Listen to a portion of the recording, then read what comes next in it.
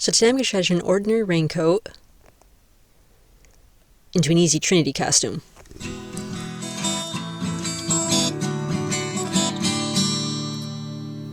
So start by removing all the buttons from the front of the raincoat. Just cut the threads and pull the buttons off.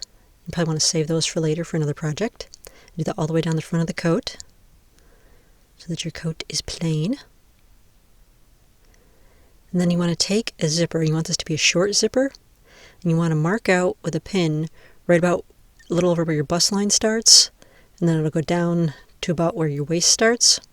So just sew that onto the coat from the top of the bust line to the waist. And then you'll be able to zip that right up. And the bottom of the coat will remain open.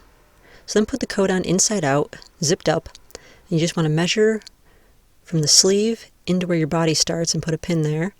And then down by your waist, put another pin.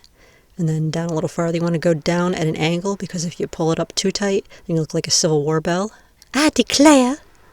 So you want to do it gently, just easing it down. You do that to both sides. And you're just going to sew into the first pin, down to the second pin, down to the next pin, and keep on going until you ease out from the coat. So I've done it in white thread here so you can see it. I've done it to both sides. I've just changed the side seam of the coat.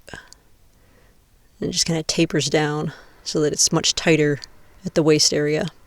So you just want to cut it out about an inch from your thread line. And the plastic part won't fray, but the lining might. So you just want to do a zigzag stitch down the edges just to keep everything from fraying. So here's after I've done the zigzag stitch.